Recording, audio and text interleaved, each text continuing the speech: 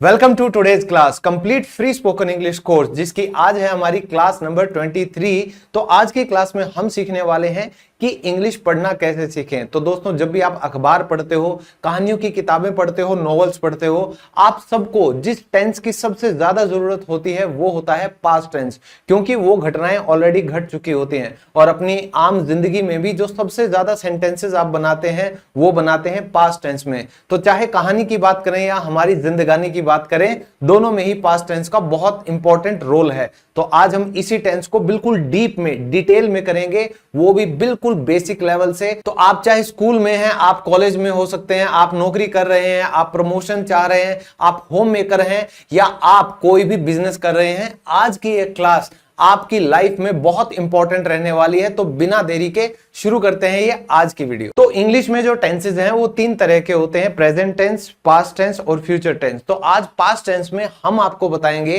कि जो फॉर्म्स हैं, इंडेफिनिट फॉर्म, कंटिन्यूअस, परफेक्ट और परफेक्ट कंटिन्यूअस का कहां और किन सिचुएशंस में हम इस्तेमाल करते हैं हमारी डेली लाइफ में। तो ध्यान से देखिए, जो पहली फॉर्म है पास्ट टेंस की, पास्ट इंडेफिनिट टेंस, इसका इस्तेमाल कैसे होता है।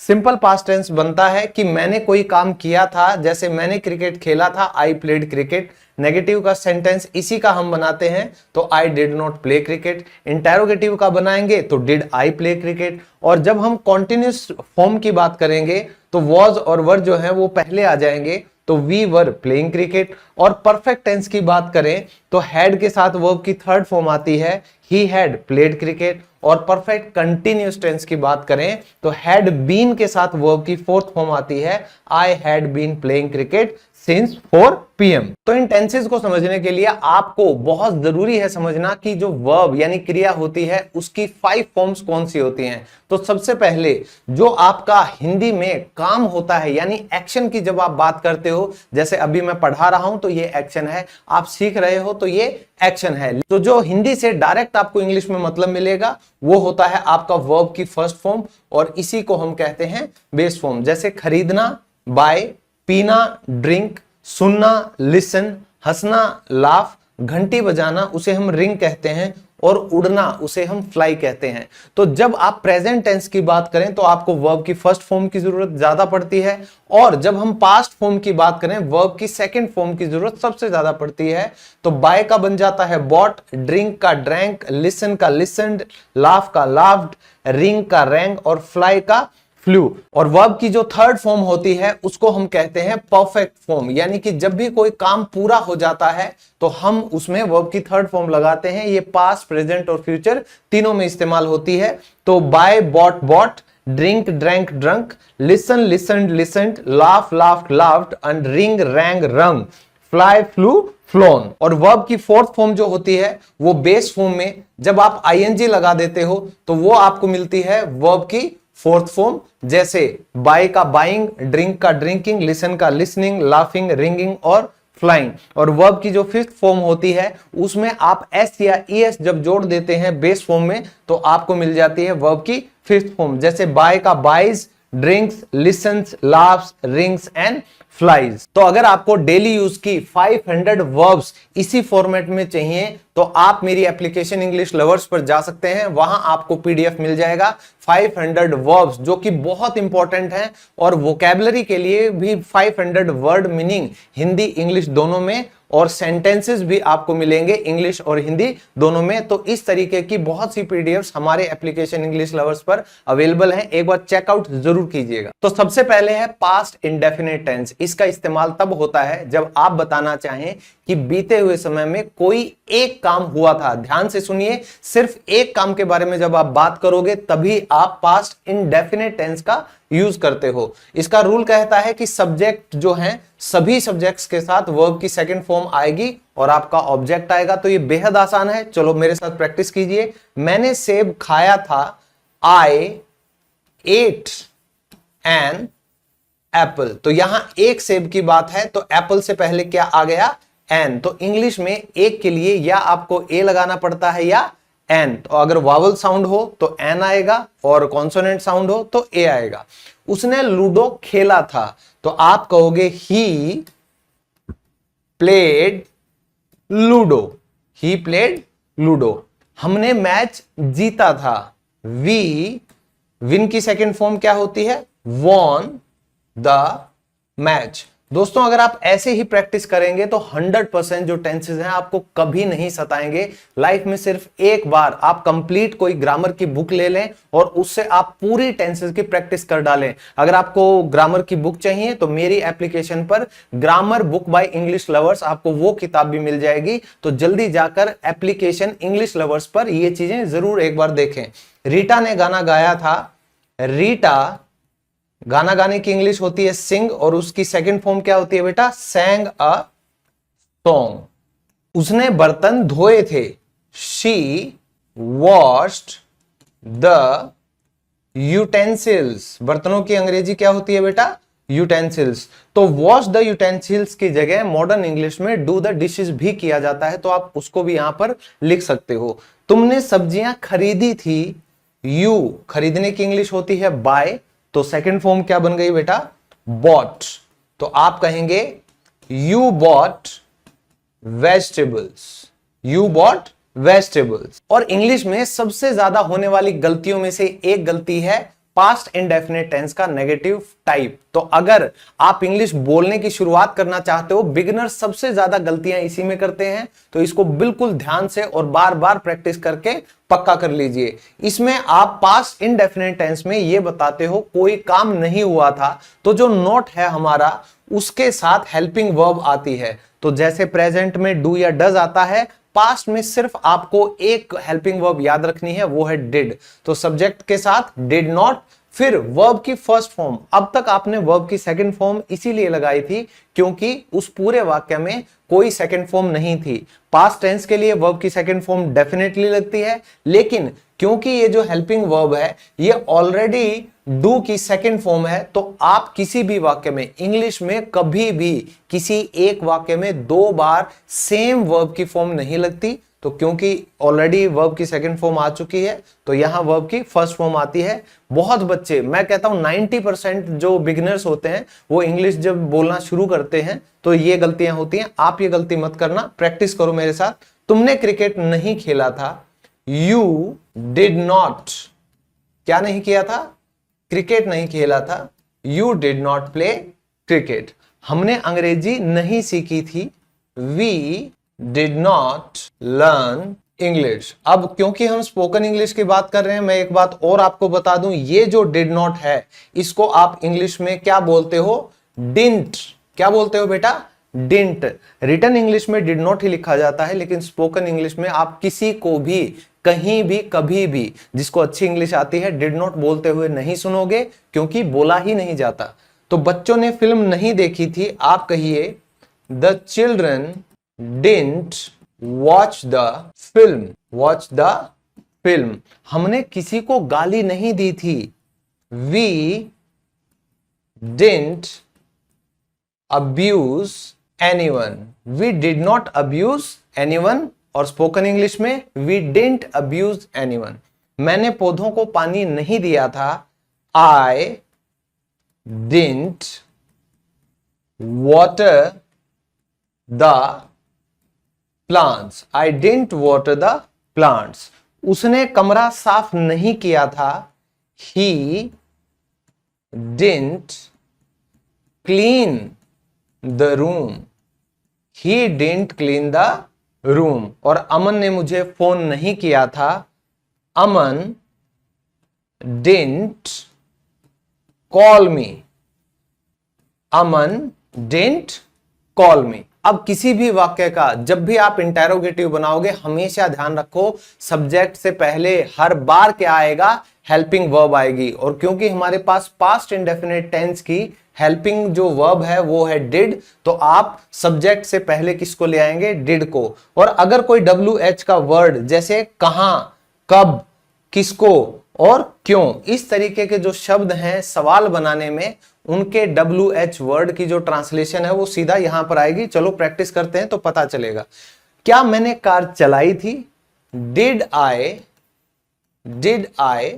वर्ब की first form. Did I drive the car. Did I drive the car. क्या वह स्कूल गया था? Did he go to school. Did he go to school? और क्या तुमने अगरबत्ती जलाई थी? अगरबत्ती की इंग्लिश क्या होती है दोस्तों? Incense stick. तो क्या तुमने अगरबत्ती जलाई थी? डिड यू, जलाने की अंग्रेजी क्या होती है? लाइट। और इसकी सेकंड और थर्ड फॉर्म होती है lit. Light, lit, lit, LIT। So did you light the incense stick? ठीक है, तुम कहां गए थे? अब ये सवाल पूछा गया है जिसका कारण बताना पड़ेगा। तो कहां की इंग्लिश जो होती है वो आपका WH वर्ड है जो डिड से पहले आएगा। तो तुम कहां गए थे? वेयर। अब उसके बाद आ जाएगा डिड और उसके बाद आ जाएगा सब्जेक्ट और फिर आपकी वर्ब की फर्स्ट फॉर्म। सिंपल है। मैं घर कब गया था? When did I go home? When did I go home. और तुमने किसको पैसे दिए थे? किसको यानी कि whom did you give money to? तो ये जो टू है ये आप लास्ट में भी लिख सकते हैं या यहां पर whom से पहले भी लिख सकते हैं। तुमने मुझे फोन क्यों किया था? Why did you call me? Why did you call me? Past का सेकंड फॉर्म और भी ज्यादा इंपॉर्टेंट है। जब भी आपको बताना हो बीते हुए समय में कोई काम हो रहा था यानी कि चालू हालत में था, उसके लिए सिर्फ और सिर्फ आप क्या लगाएंगे? सब्जेक्ट के हिसाब से was या were और वर्ब की फोर्थ फॉर्म यानी कि ING वाली फॉर्म आप लगा देंगे। तो was किस किस के साथ आता है? सिंगुलर सब्जेक्ट्स के साथ, जैसे ही, शी, इट और नाम।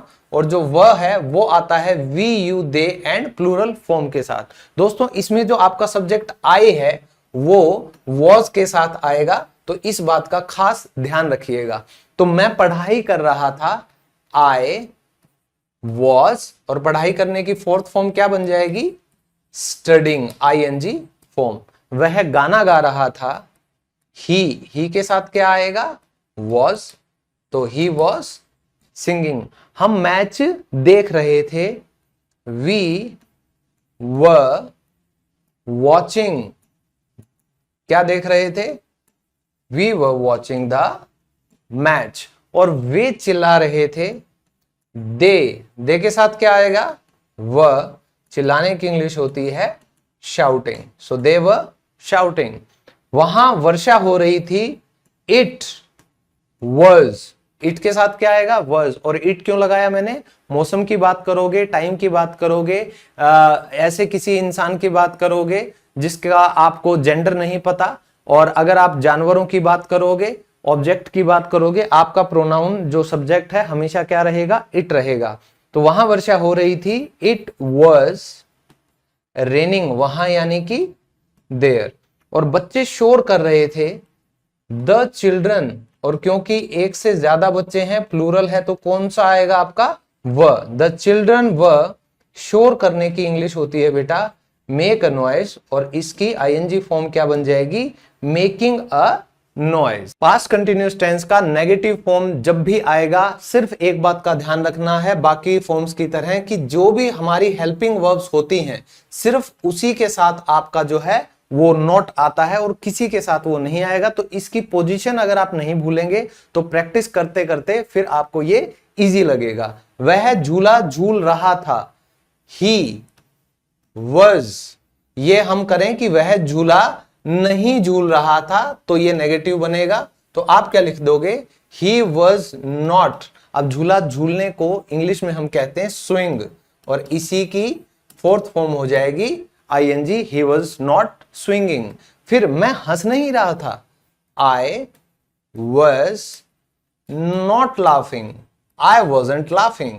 फिर है वह रो नहीं रहा था, ही के साथ भी क्या आएगा? was आएगा, तो he was not crying।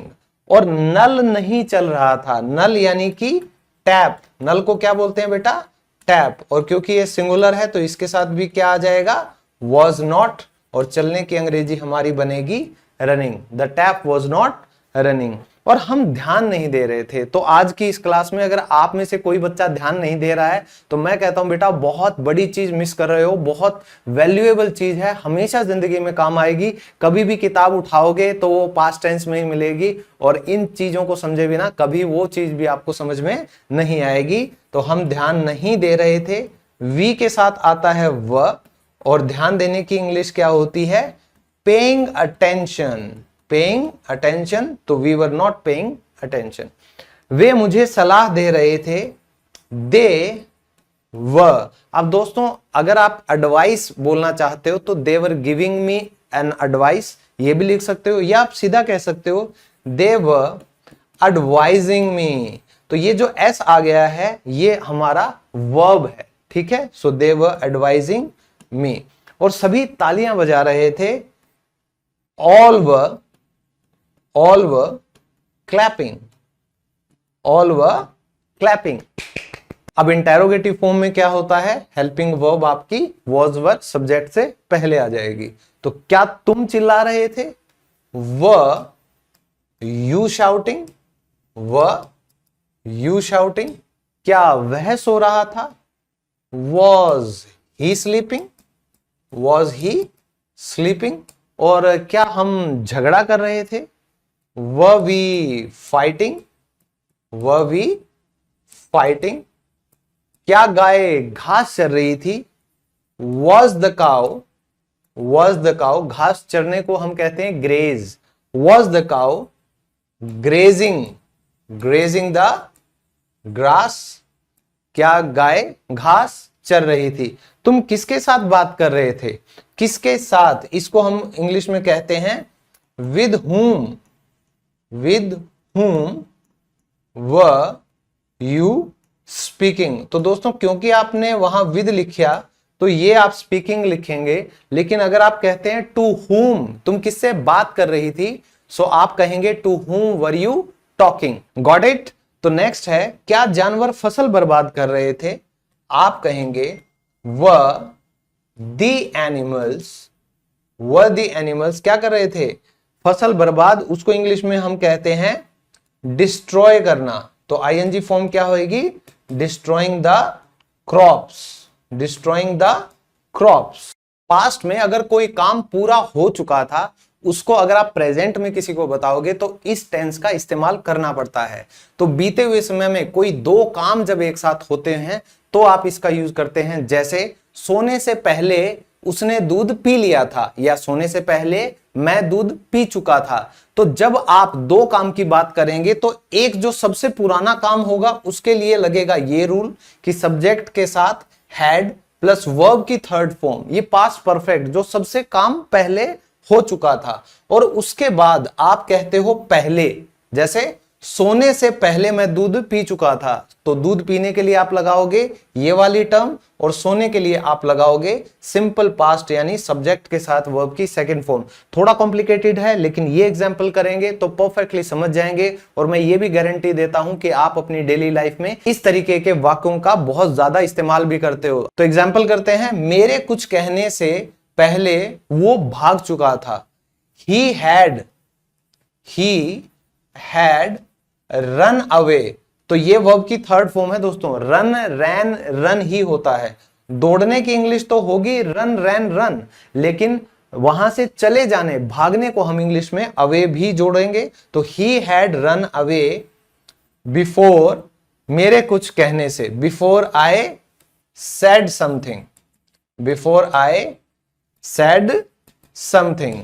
अब हमारे पहुंचने से पहले मैच खत्म हो चुका था। तो सबसे पुराना काम कौन सा हुआ? मैच का खत्म होना। तो आप ये लिखेंगे द मैच हैड फिनिश्ड, कि मैच खत्म हो गया था बिफोर, क्या होने से पहले? हमारे पहुंचने से पहले, before we reached, before we reached. तो ये जो आप देख रहे हैं बिफोर के बाद, ये आपका सिंपल पास्ट टेंस है। उसके घर पहुंचने से पहले बच्चे सो चुके थे। अक्सर जो लोग अपनी जॉब के लिए घर से दूर जाते हैं, अक्सर आते वक्त उनको लेट हो जाता है और उनके बच्चे सो जाते हैं। तो आप ये लिख सकते हैं the children had sleep, slept, slept क्या होने से पहले, बिफोर उसका घर पहुंचना यानी ही अराइव्ड होम। दोस्तों आपने अगर ध्यान दिया हो, मैंने पहुंचने के लिए रीच भी लिखा है, अराइव भी लिखा है। अराइव हमेशा लिखा जाएगा जब आप उसको घर से जोड़कर लिखेंगे, अदरवाइज हर लोकेशन के लिए आप लिखेंगे रीच। लास्ट है, तुम्हारे फोन करने से पहले मैं घर से निकल चुका था। तो अगर आप कहीं जाते हैं किसी दूसरी लोकेशन पर तो गो शब्द का इस्तेमाल करोगे एज अ वर्ब, नहीं तो कहीं से आप निकल जाते हो तो उसके लिए शब्द होता है इंग्लिश में लीव, लेफ्ट, लेफ्ट। तो हम यहां क्या लिखेंगे कि I had left home before, I had left home before, तुम्हारे फोन करने से पहले, बिफोर यू कॉल्ड। तो ऐसा अक्सर होता है जब आप कहते हो कि भाई तेरे फोन करने से पहले मैं सो गया था, तो ऐसी चीजें आप इस्तेमाल करिए पास्ट परफेक्ट टेंस का। अब इसका इंटेरोगेटिव टाइप करते हैं। नेगेटिव सेंटेंसेस में सिर्फ आपको हेल्पिंग वर्ब के साथ नोट जोड़ना है। अगर हैड के साथ नोट आया तो आप उस वाक्य में जोड़ेंगे, अगर सिंपल पास्ट के आया तो आप डिड नोट लगाएंगे। तो हम डायरेक्ट इंटेरोगेटिव पे पहुंच गए हैं। हैड, अगर आपका सवाल शुरू होता है यहां से तो बाकी का सब आपका सेम रहेगा, सिर्फ ये जो सब्जेक्ट के बाद हैड होता है ये उठकर चला गया है सामने। तो क्या हमारे जागने से पहले वह चला गया था? तो आप कहोगे हैड ही लेफ्ट, क्या होने से पहले, हमारा जागना, before we woke up, before we woke up. तो जब आप सिंपल प्रेजेंट टेंस करते हो तो वेकअप कहलाता है, और जब पास्ट की बात करोगे तो वोक अप। वेक, वॉक, वॉकन, कि मैं जाग चुका हूं, आई हैव वोकन अप। तो क्या तुम्हारे नहाने से पहले बच्चे खाना खा चुके थे? Had the children, had the children eaten food, क्या होने से पहले, before you took a bath, before you took a bath. Got it? क्या उनके आने से पहले तुम कपड़े धो चुके थे? हैड यू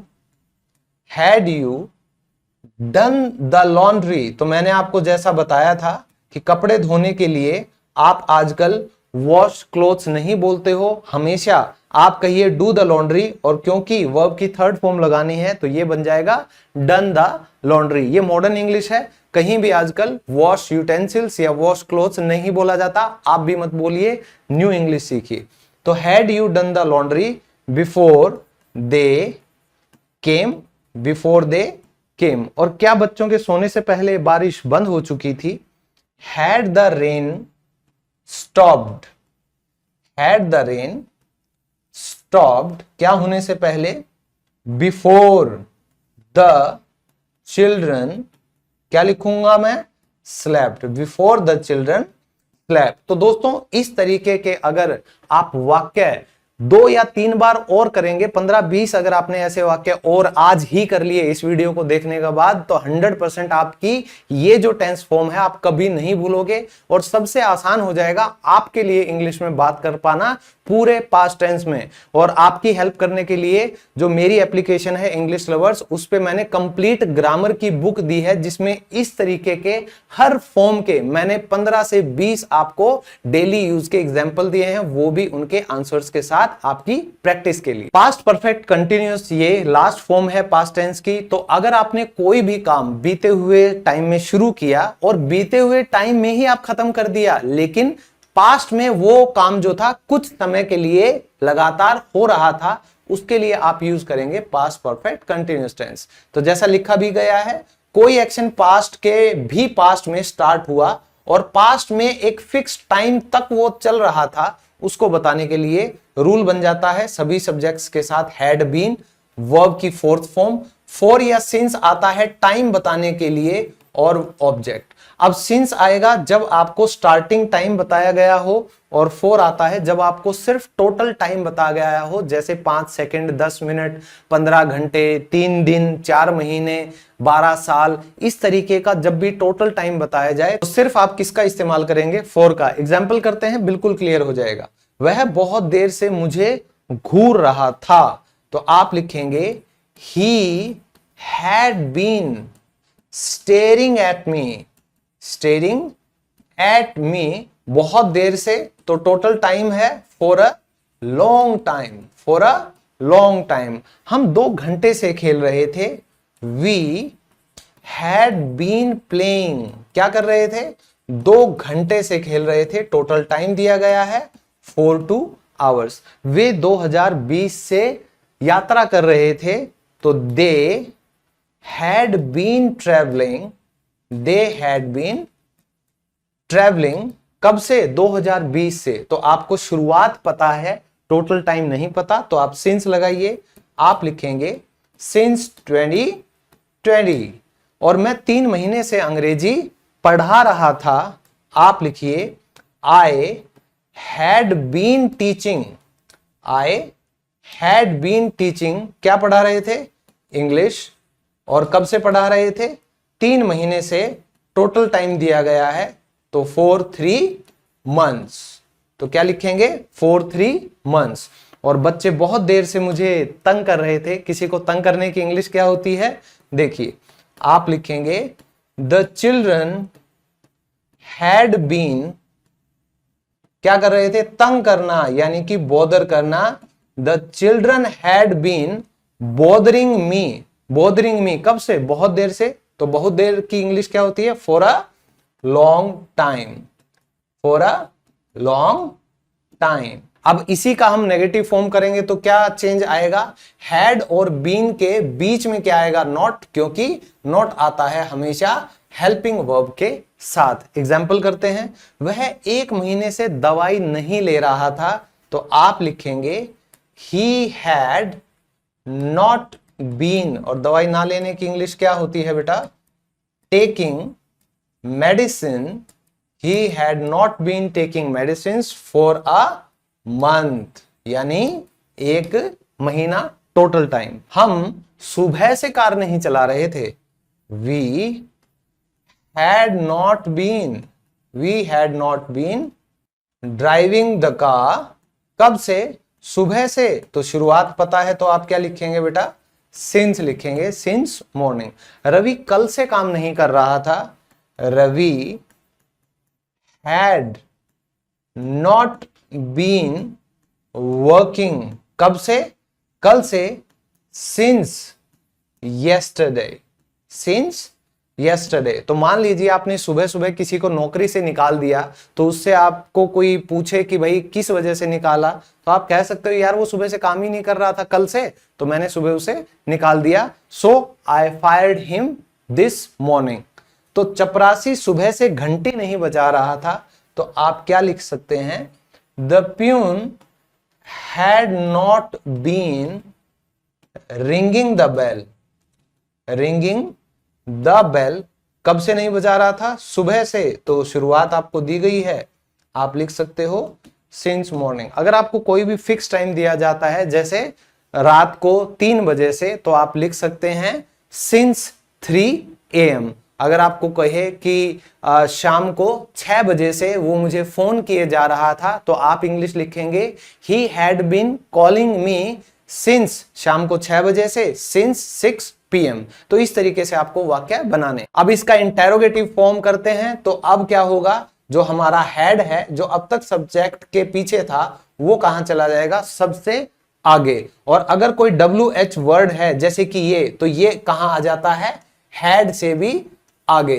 तो शुरू करते हैं। तुम 2015 से कहां रह रहे थे? तो कहां की इंग्लिश क्या होती है बेटा? Where, where had you been living. अब आपको 2015 शुरुआत का पता चल गया, तो आप सिंस लगाएंगे, सिंस 2015। वह मुझे कब से पैसे दे रहा है? कब से, यानी कि सिंस व्हेन। और जब आपका ऑलरेडी सिंस आगे आ गया है, तो आपका सिंस यहां पर फिर नहीं आएगा, क्योंकि इसमें टाइम के बारे में ही डायरेक्ट पूछ लिया गया। सिंस व्हेन, वह मुझे कब से पैसे दे रहा है? Since when had he been giving me money, since when had he been giving me money. और क्या वह तुमसे 1 साल से पैसे मांग रहा था? तो had he been asking for money, पैसे मांगने की इंग्लिश क्या होती है? Asking for money from you यानी कि तुमसे। कब से? आप कह रहे हो 1 साल से। For a year. दोस्तों कईयों को लगता है कि ये जो है ये वावल साउंड आती है तो यहां पर एन आना चाहिए, ऐसा बिल्कुल नहीं है दोस्तों। वाई जो है हमारा ये सेमी वावल है, ये सुनाई देता है वावल की तरह, लेकिन असल में ये क्या है? कॉन्सोनेंट है, तो आधा वावल है, इसलिए हम इसको क्या बोलते हैं? ईयर। तो ये ए ही आएगा। तुम 2 महीने से अंग्रेजी किससे सीख रहे थे? फ्रॉम हुम। तो जब भी आप किसी सोर्स से कोई चीज लेते हो या ग्रहण करते हो, फ्रॉम जरूर आता है। From whom had you been learning English. और कब से भाई? 2 महीने से। For 2 months।